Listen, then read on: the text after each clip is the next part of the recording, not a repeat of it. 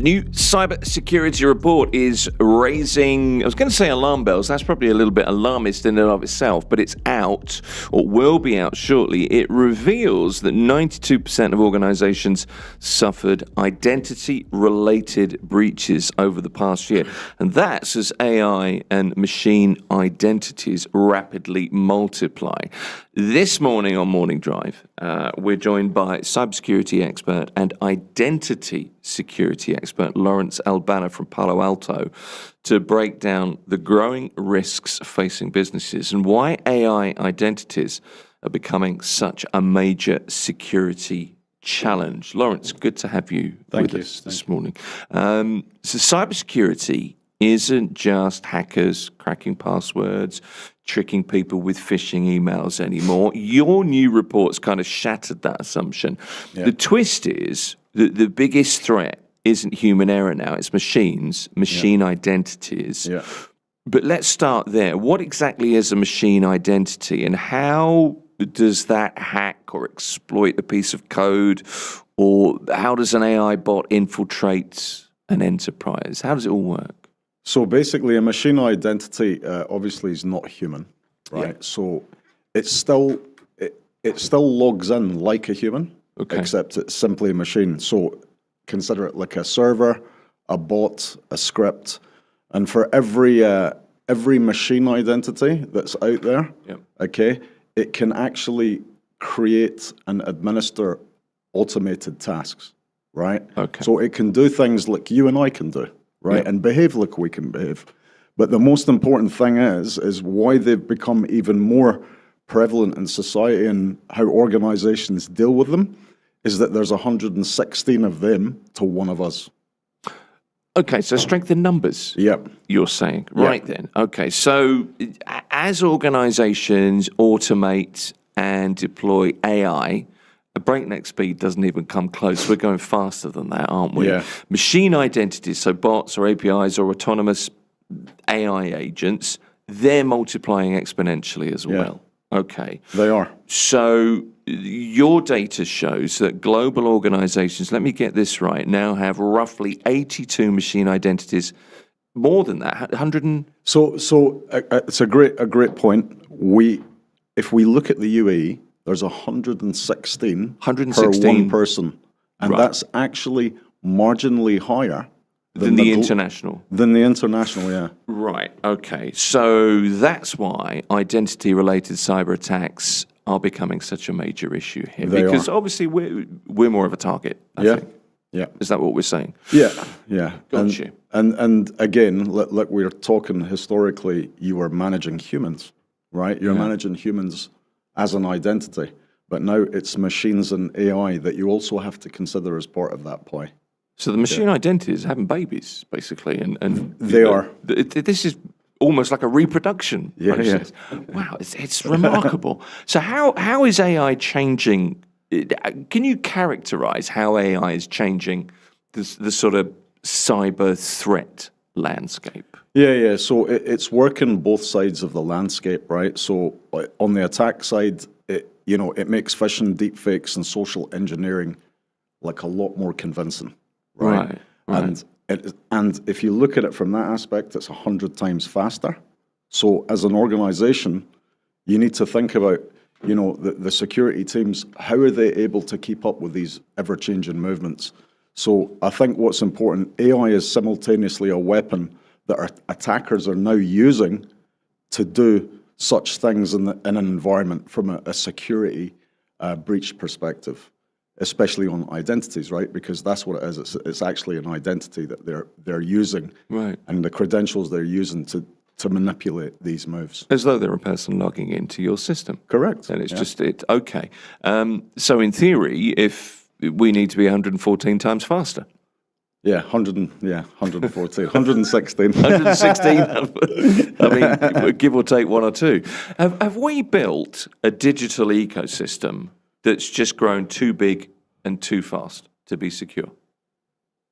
Okay, I think what we've built, AI has been there for a little while, but what we've built is we've built tools that help us accelerate.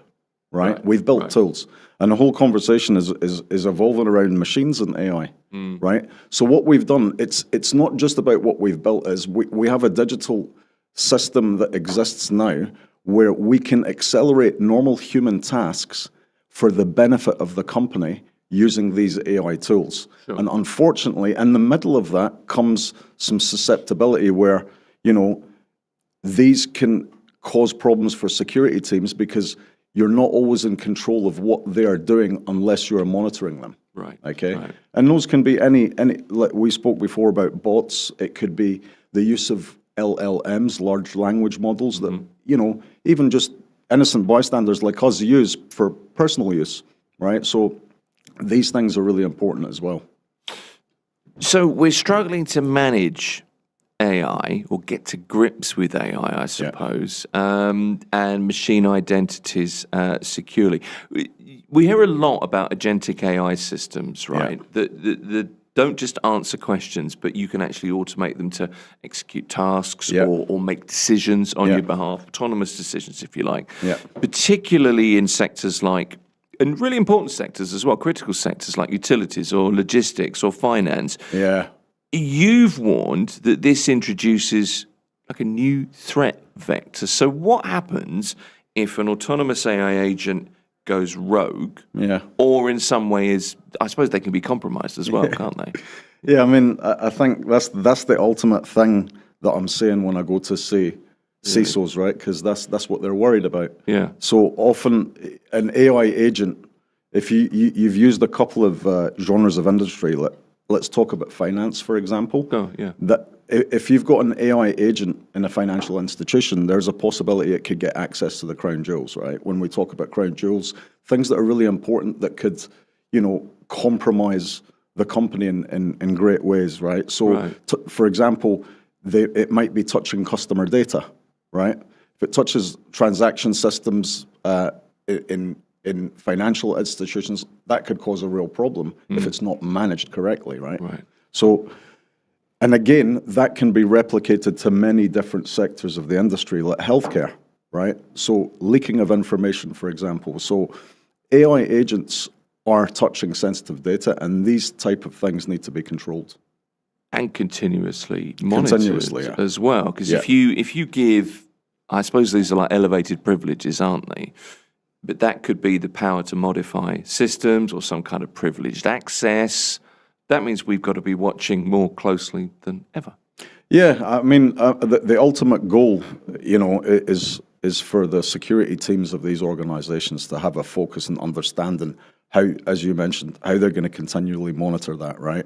So you got your human identities, your machine identities, and your AI identities, right? And it's really important that you understand the role of each identity and what its limits are. And then a simple process is to control that and eliminate it at a certain task where it doesn't need to be used for anything else. Right. Okay. So super strict protocols, basically. Yes, for sure. Yeah. Okay. So security by design at the outset becomes even more critical, I guess. It does. Right. And so every action that you take, you can audit every action, follow, I guess, that set of protocols to its conclusion, and then there would have to be super strict authorization controls. Is that how the kind of the chain of command?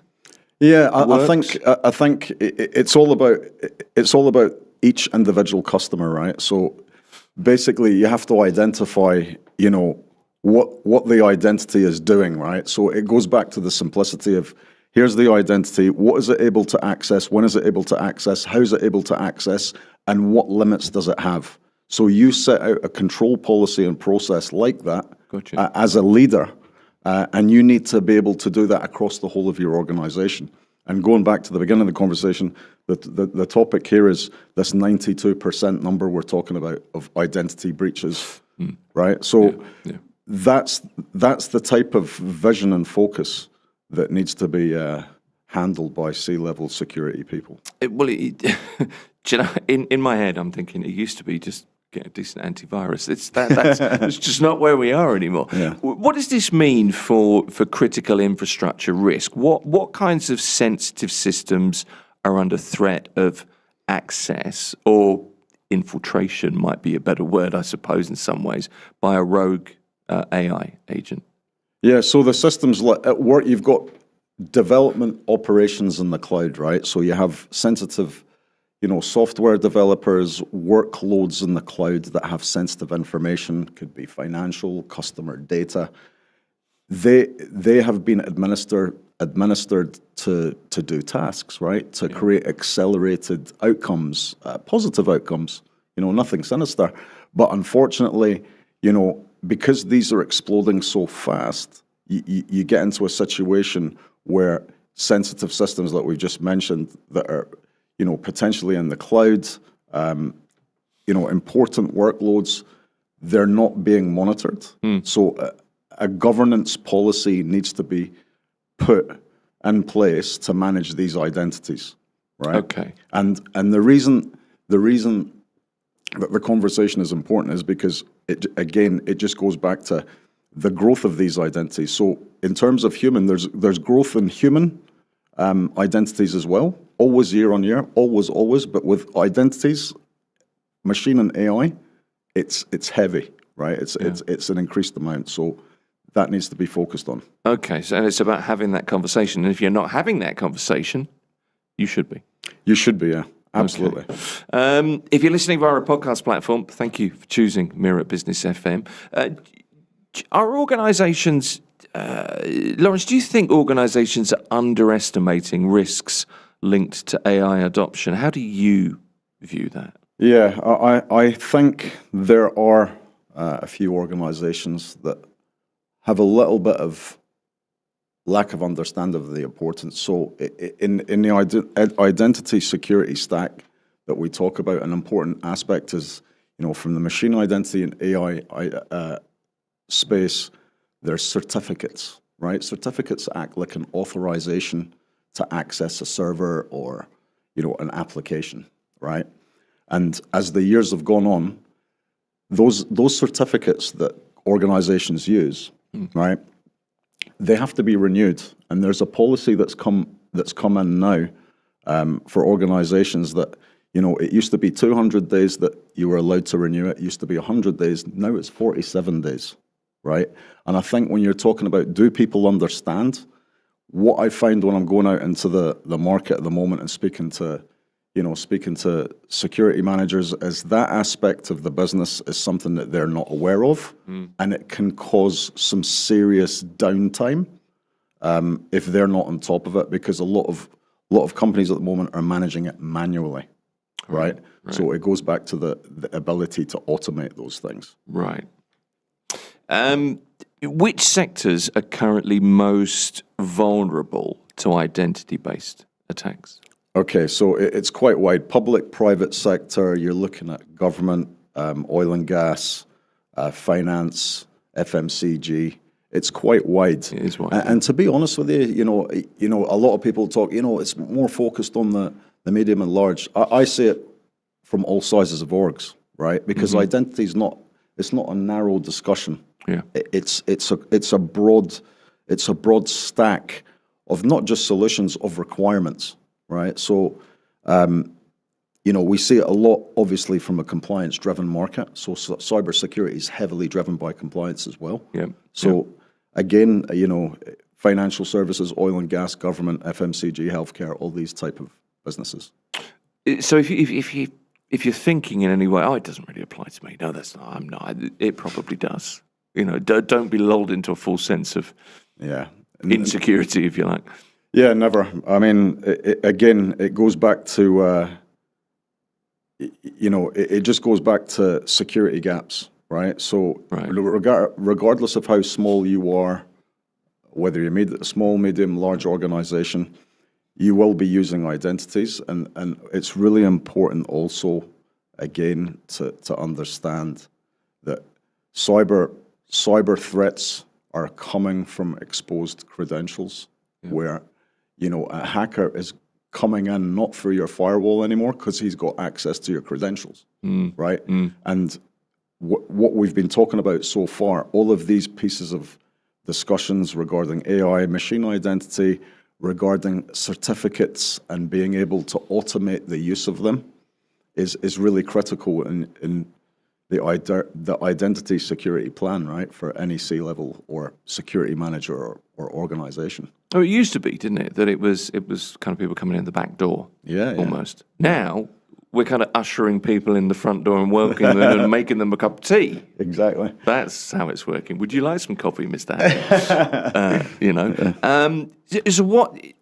It's. I know it's really hard for you to give advice because all of these are case-by-case scenarios. But what would you suggest companies should be doing differently right now? Is it a mindset approach that's the first thing?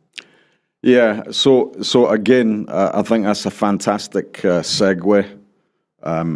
It's the best I had at that point. No, it's a great segue because the thing is we've spoken about, just to summarize, and we've spoken about quite a few things, right? We've covered quite a few topics when it comes to AI, machine identity, even humans, okay, on the identity part.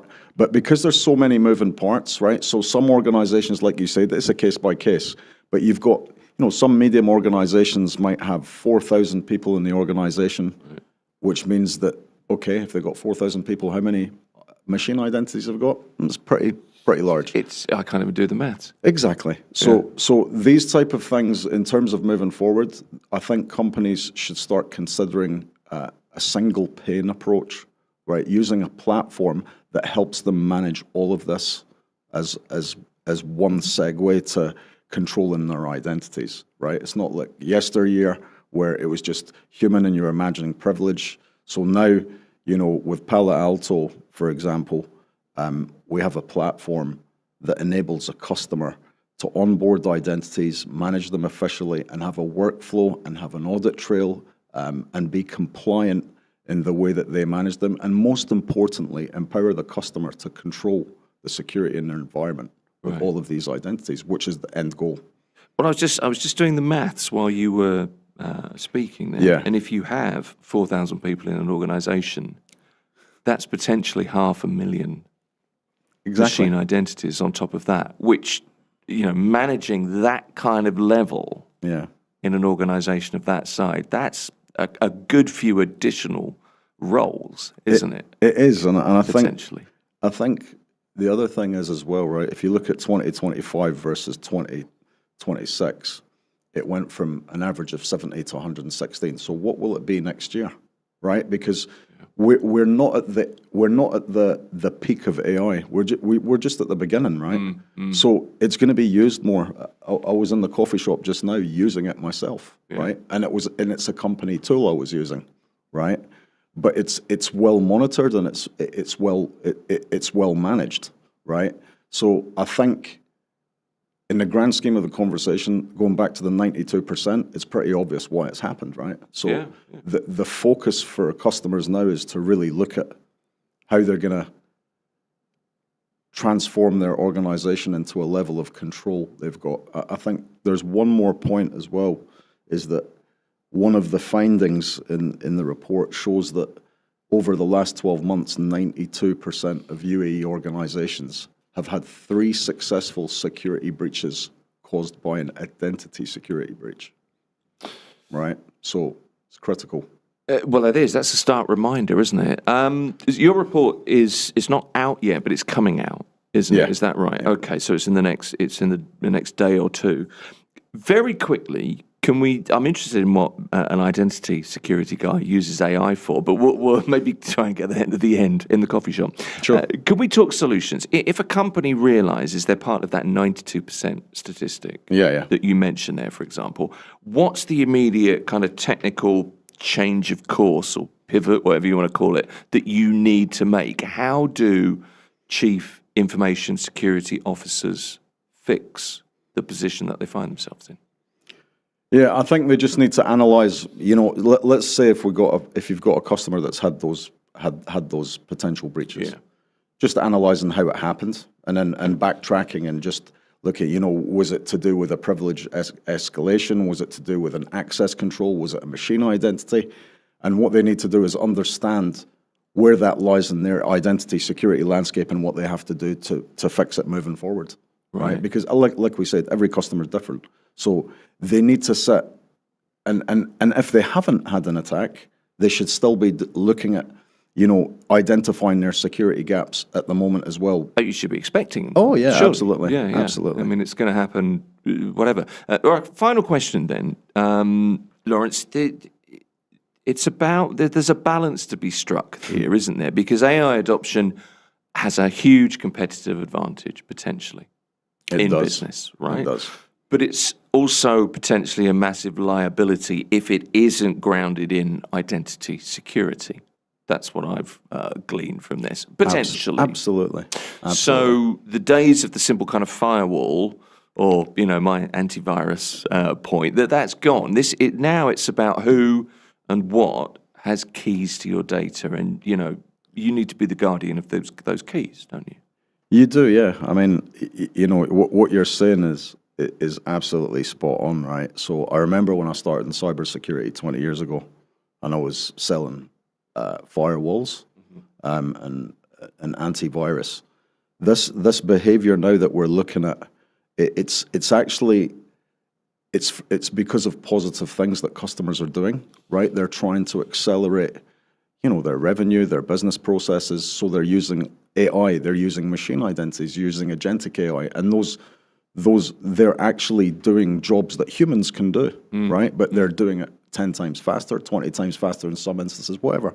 Yeah. Right. So at the moment, in terms of your question, the pure focus for this conversation is that there's a high level of engagement that's required from customers to analyze what is the use of AI in their environment from an identity perspective, and start to looking at ways of how, from a roadmap perspective, how they're going to secure it.